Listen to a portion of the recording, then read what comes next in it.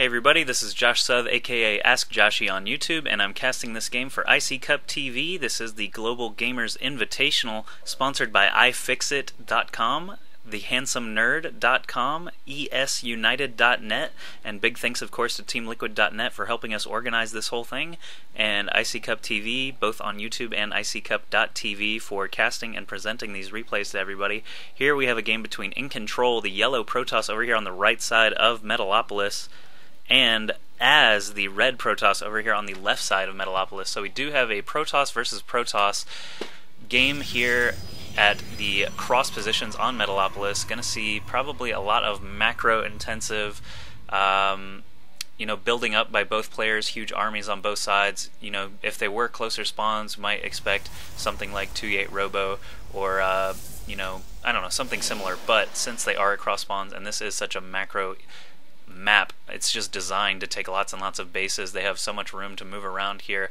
at the natural expansion, the third expansion, and the high yield. Both players have that option, and this is a round of 128 game played between the very good player, as Australian player from Queensland if I'm not mistaken, and iNcontroL of course from Evil Geniuses. Seen a lot of both of these players in phase 1 of the beta, and now we're back in phase 2 to play this invitational. This is the first round, so both of these very good Protoss players sort of unfortunate drawing each other in the first round. It'll be a good battle, I'm sure, to be able to watch. And if we watch this production tab up here, both players very similar on their builds, each player getting a pylon and a gateway up very quickly, starting that first assimilator after the gateway has been started up. And actually, as we watch through this game, the production tabs will be very similar all the way throughout the game. I did skim through it just to make sure I didn't miss anything huge later on, as I hate seeing a game and suddenly Dark Templar are there, or Phoenixes are somehow in the mineral line of the other player and you never knew that they were even being built. So I always leave the production tab open just in case I do miss something, so keep an eye on that. But I have already skimmed through this, like I said, so we shouldn't be missing anything too major. Like this probe zapping this pylon of Az, not really that major, but now you've seen it. Nothing else is really going on. Az has his probe zooming around in iNcontrol's base, able to see everything, including that second gas of iNcontroL, which is up before Az is able to get his second assimilator up, or chooses to rather. And if we check this out, Az is actually getting a Zealot first, whereas iNcontroL is going with that second assimilator and more probes. So a little bit of divergence already, even after the cybernetics core comes in. Neither build really indicative of anything just yet. The earlier second gas may lend itself towards an earlier robotics facility or even a Stargate, but the one gas and now a gas steal. Actually, this is iNcontrol's assimilator, so he did manage to drop an assimilator there with his probe before trying to run away, and he does escape with his probe's life. But the assimilator already being hacked away by Az's Zealot, and it is cancelled by iNcontroL just in time to save those resources. So Az free to build his assimilator if he chooses to. We now have a Stalker up for each player. They did get their cybernetics core finished around the same time. If we check out the warp gate tech, it is basically spot on with each other. Robotics facility in for iNcontroL now, and Az has not started one yet, so iNcontroL could be slightly ahead as far as any sort of Immortal or Colossus play.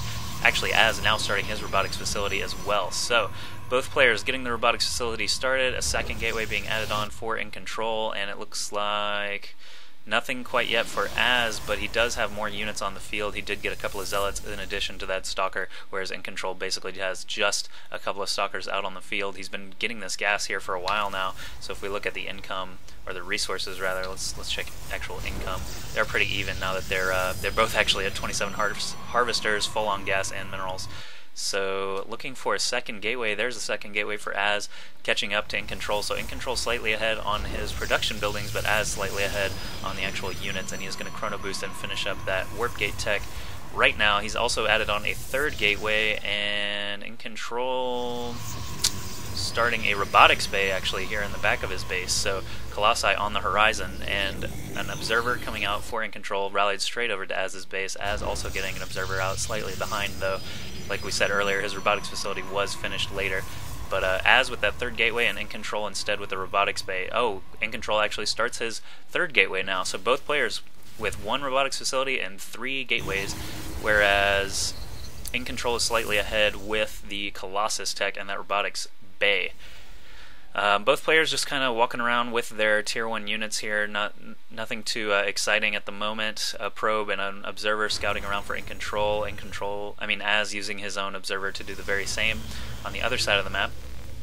Warp gate tech is now finished, so Az is going to be able to warp in whatever units he wants for the time being. Also adding on robotics bay here now for Az. So both players sticking to a very similar build, switching back to that production tab so I don't miss it, but very similar build. They each have 3 gateways, 1 robotics facility, and that robotics bay. It looks like neither player has, obviously neither player has started. Az can't actually start until his is finished, but iNcontroL not yet started on that extended thermal lance. He does just now have enough gas and starts it right as soon as he gets enough gas to do so. So I have to expect that Az will be doing the same thing. He does have a lot of gas saved up. I'm not sure if he's going to go straight for that Colossus first or the extended thermal lance. It looks like he is going to get that Colossus first.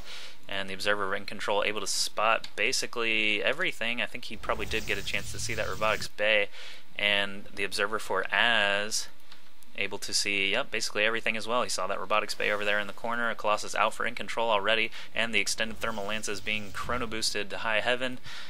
Both players actually now starting to build a nexus over at their natural expansion. Both players right on time with each other still, even this far into the game, keeping their naturals timed pretty much evenly.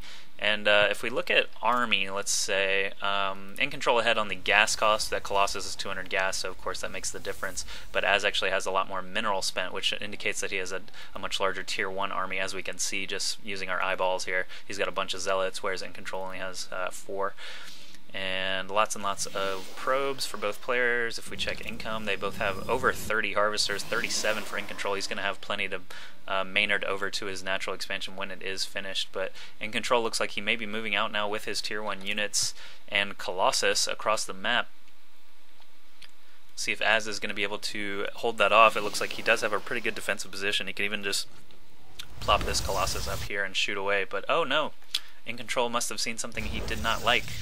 Extended thermal lance is now finishing for him. iNcontroL backing off, headed back to that natural expansion to make sure it finishes on time.